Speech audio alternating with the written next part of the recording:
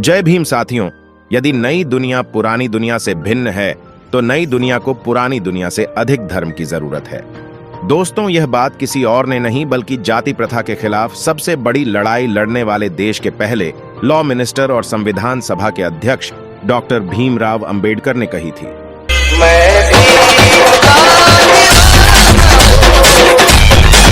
1950 में अंबेडकर ने यह बात बुद्ध धर्म के सपोर्ट में लिखे अपने एक आर्टिकल में कही थी।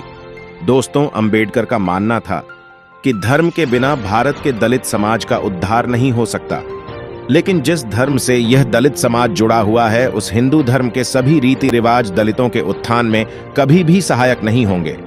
इसीलिए अंबेडकर ने बहुत पहले सोच लिया था कि उन्होंने जिस धर्म में अपनी पहली सांस ली थी उसी में आखिरी सांस नहीं लेंगे, क्योंकि हिंदू धर्म की वर्ण व्यवस्था दलितों का शोषण ही करती रहेगी।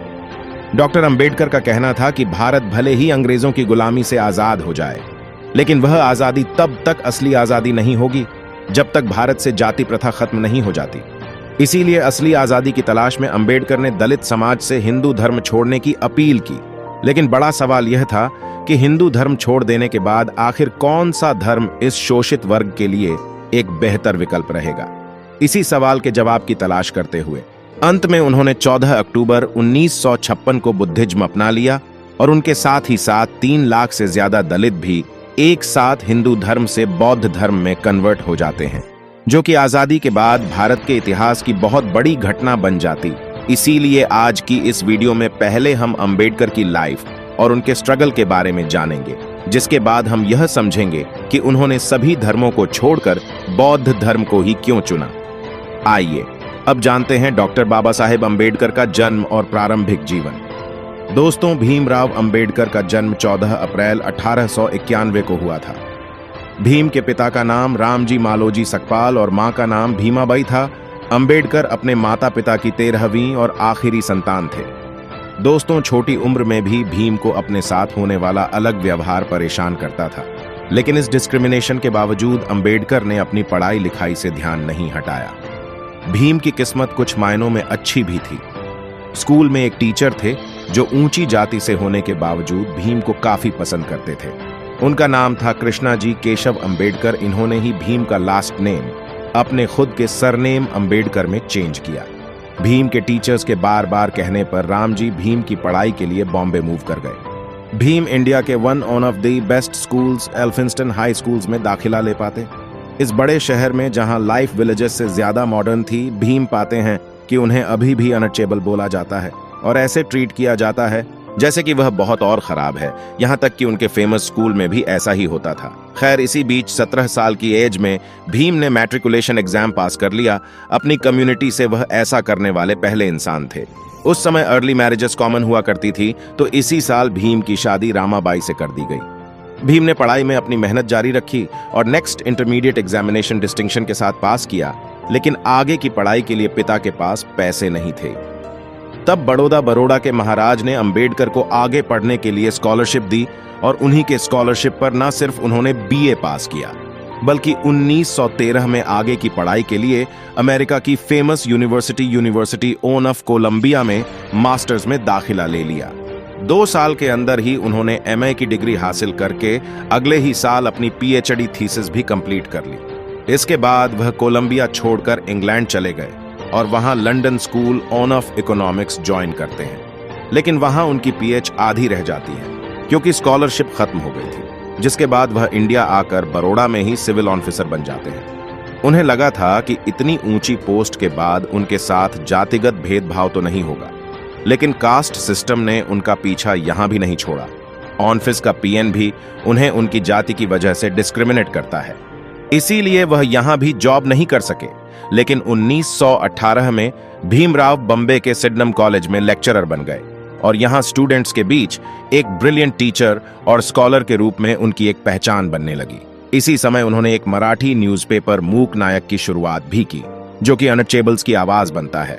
भीमराव ने कॉन्फ्रेंसेस ऑर्गेनाइज और अटेंड करना भी शुरू किया, क्योंकि वह जान चुके थे कि दलित की सफरिंग्स को पब्लिसाइज करने की जरूरत है और उनके इक्वल राइट्स के लिए फाइट करना भी जरूरी है। उनकी खुद ही जिंदगी ने उन्हें इस संघर्ष की अहमियत समझा दी थी। इसी बीच वे लंदन जा आते हैं अपनी इकोनॉमिक्स की पीएचडी कंप्लीट करने और साथ ही वकालत की पढ़ाई करके वापस आते हैं। अब उन्होंने दुनिया की बेस्ट एजुकेशन हासिल कर ली थी और दलित कम्युनिटी को लीड करने की पूरी काबिलियत रखते थे। इसीलिए उन्होंने अपनी जिंदगी दलितों के उत्थान के लिए ही समर्पित कर दी। एजुकेशन की इंपॉर्टेंस को जानते हुए भीमराव ने 1924 में बहिष्कृत हितकारिणी सभा नाम से एक एसोसिएशन की शुरुआत की। इसका काम हॉस्टल्स, स्कूल्स और फ्री लाइब्रेरीज सेट अप करना था। इसके बाद 1927 में महार सत्याग्रह हो, राउंड टेबल कॉन्फ्रेंसेस में पार्टिसिपेट करना हो या कॉन्स्टिट्यूएंट असेंबली में दलित राइट्स को इंश्योर करना। भीमराव जी ने दलित्स की इंसिपिड सम्मेलन के दौरान उन्होंने एक और भाषण दिया जो मुक्ति कोण पथ है, यानी मुक्ति का मार्ग क्या है, नाम से पॉपुलर हुआ, जिसमें उन्होंने पूरी डिटेल में लॉजिक दिए कि दलितों को अपना धर्म क्यों बदल देना चाहिए। और यहीं से शुरू हुई हिंदू धर्म छोड़ने की कहानी। लेकिन करीब 20 साल तक वह यह नहीं तय कर पाए कि उन्हें कौन सा धर्म अपनाना चाहिए। इसीलिए आइए ये जानते हैं कि उन्होंने 20 साल बाद जाकर बौद्ध धर्म को कैसे और क्यों चुना। दोस्तों, अंबेडकर ने हिंदू धर्म छोड़ने और बौद्ध धर्म अपनाने से पहले सभी धर्मों के बारे में विचार किया।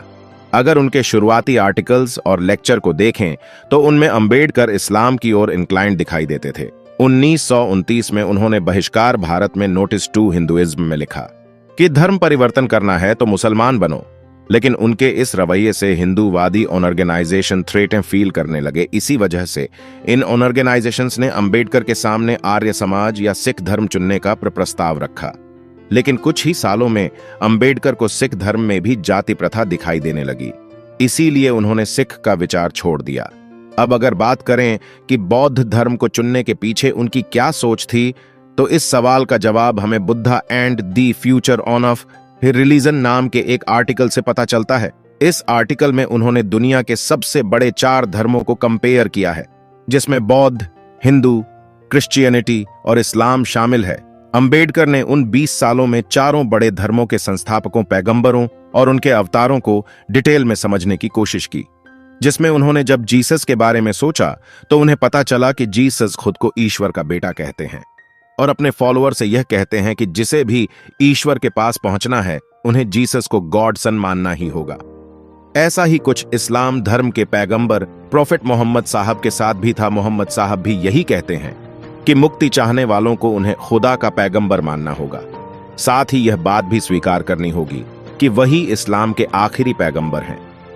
क्रिश्चियनिटी और इस्लाम के बाद जब उन्होंने हिंदू धर्म में देखा तो उन्हें पता चला कि इस धर्म में पैदा हुए अवतारी पुरुष खुद को ही ईश्वर कहते थे, खुद को ही परमपिता परमेश्वर की संज्ञा भी देते हैं।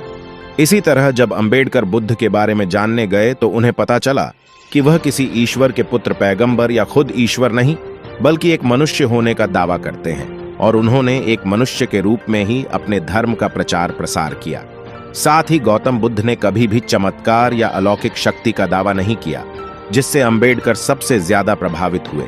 जीसस, प्रॉफेट मोहम्मद और हिंदू अवतारों ने जहां खुद को ही मोक्ष और मुक्तिदाता कहा, तो वहीं बुद्ध ने सिर्फ मुक्ति का मार्ग दिखाया, जिस पर चलना सबको अपने से ही था। इसके अलावा बौद्ध धर्म में अंबेडकर को बाकी धर्मों से ज्यादा लॉजिक, रैशनल और गलती करने की गुंजाइश भी नजर आई, जो कि उन्हें बाकी किसी धर्म में नहीं दिखी। साथ ही उन्होंने यह भी पाया कि बुद्ध अपने ही उपदेशों में यह भी कहते हैं कि उनके धर्म पर भूतकाल का दबाव या बोझ नहीं होना चाहिए, यानी जरूरत के हिसाब से धर्म में बदलाव होते रहे, तभी धर्म का असली मतलब बचा रहेगा। जबकि बाकी के किसी धर्म में किसी भी तरह के बदलाव की कोई गुंजाइश छोड़ने का जोखिम नहीं उठाया गया। इन्हीं सब बातों से प्रभावित होते हुए अंबेडकर धर्म के बारे में कहते हैं कि धर्म को विज्ञान और तर्क की कसौटी पर खरा उतरना चाहिए। धर्म को यदि वास्तव में कार्य करना है तो उसे बुद्धि या तर्क पर आधारित होना चाहिए, जिसका दूसरा नाम विज्ञान है। यानी एक तरह से वह ऐसे धर्म की तलाश में थे जिसमें वैज्ञानिकता मौजूद हो, जो उन्हें आखिरकार बौद्ध धर्म में मिली। बौद्ध धर्म चुनने के पीछे उनका एक और बड़ा कारण था, और वह था महिलाओं का समान अधिकार। दरअसल बौद्ध धर्म में विमेन की पोजीशन को अंबेडकर इक्वालिटी का सबसे बड़ा प्रूफ मानते थे। उनका यह कहना था कि दुनिया ने बुद्ध को नॉन वायलेंस तक ही सीमित कर दिया, जो कि एक महान थ्योरी है, लेकिन बुद्ध ने अहिंसा के साथ ही साथ समानता की भी शिक्षा दी है, जिसमें पुरुष और स्त्री को एक समान मानने वाला बौद्ध धर्म इकलौता धर्म है साथ ही बुद्ध जहां शूद्रों को अपने साथ बिठाते थे तो अपने संघ में स्त्रियों को भी भिक्षु बनाते थे, जो उस वक्त उनकी प्रोग्रेसिव थिंकिंग का एक उदाहरण था, जिससे अंबेडकर दलित और स्त्री के अधिकार के लिए सबसे सही मानते थे। इन्हीं सब कारणों से उन्होंने आखिरकार 14 अक्टूबर 1956 को 3,65,000 लोगों के साथ नागपुर में पूरे विधि विधान से बौद्ध धर्म अपना लिया। दोस्तों, आपको बता दें कि अंबेडकर के धर्म परिवर्तन के विचार से गांधी जी कभी खुश नहीं थे। उनका कहना था कि धर्म कोई कपड़ा नहीं है जिसे उतार कर बदला जा सकता है। गांधी समाज सुधार के रास्ते से ही दलितों के उत्थान में विश्वास रखते थे, लेकिन गांधी से अलग राय रखने वाले अंबेडकर ने अपना धर्म बदल ही डाला। दोस्तों, कुछ लोगों का यह भी कहना है कि अंबेडकर ने बौद्ध धर्म गांधी जी के प्रति सम्मान दर्शाने के लिए ही चुना। ऐसा इसलिए क्योंकि अंबेडकर अपना धर्म परिवर्तन तो करना चाहते थे, यहां वह गांधी जी से एग्री नहीं कर सकते थे, लेकिन उन्होंने बौद्ध धर्म इसलिए भी चुना क्योंकि वह भारत के सनातन परंपरा से ही निकला हुआ एक धर्म था, जो किसी और देश से भारत में नहीं आया था। ऐसा करके उन्होंने गांधी और अपने मतभेदों को बनाए भी रखा और गांधी के सनातन धर्म की अवधारणा से दूर भी नहीं गए, लेकिन इन बातों का कोई लिखित प्रमाण नहीं मिलता है। दोस्तों, अंबेडकर के धर्म परिवर्तन को असल में दलित बौद्ध धर्म आंदोलन के नाम से इतिहास में दर्ज किया गया। इस आंदोलन से प्रभावित होकर लाखों दलितों ने हिंदू धर्म छोड़कर बौद्ध धर्म अपना लिया, जिस वजह से 1950 तक जहां देश में महज 1.5 लाख लोग ही बुद्धिस्ट थे, तो वहीं 1960 तक यह संख्या 32 लाख तक पहुंच गई। आपको बता दें कि धर्म परिवर्तन के 2 महीने बाद ही अंबेडकर की डेथ हो गई और उनकी मौत के कारण यह आंदोलन ज्यादा आग नहीं पकड़ सका और वह धीरे धीरे धीमा हो गया। हालांकि आज भी हम दलितों के बौद्ध धर्म में कन्वर्ट होने की खबर सुनते रहते हैं, जो अंबेडकर जी के एक्ट से ही इंस्पायर्ड कहे जा सकते हैं। अब आप इस वीडियो का निष्कर्ष जानिए। दोस्तों, डॉक्टर भीमराव अंबेडकर ने जिस तरह से समाज में फैली गहरी जाति प्रथा को खत्म करने की कोशिश की, उसमें वह काफी हद तक सफल भी हुए। उन्हीं की वजह से आज देश में लोअर कास्ट के लोगों के जीवन में शिक्षा, सरकारी नौकरी और सामाजिक जगहों पर उनकी उपस्थिति को तय किया जा सकता है। उनके इन्हीं प्रयासों में इस धर्म परिवर्तन के आंदोलन को देखा जा सकता है, जिसके जरिए वह लोगों को 4 वर्ण की इस व्यवस्था से मुक्त करना चाहते थे, जिसमें वह पूरी तरह से सफल भले ही ना हुए हो, लेकिन जातिगत भेदभाव के खिलाफ विरोध जताने के लिहाज से इस आंदोलन को जरूर सफल माना जा सकता है। दोस्तों, आज की वीडियो में बस इतना ही। वीडियो पसंद आई हो तो एक लाइक करें और हां, कमेंट बॉक्स में जय भीम जरूर लिखें। इस चैनल पर मैं सिर्फ बाबा साहेब के जीवन से जुड़ी छोटी बड़ी सभी जानकारी लेकर आता रहता हूं।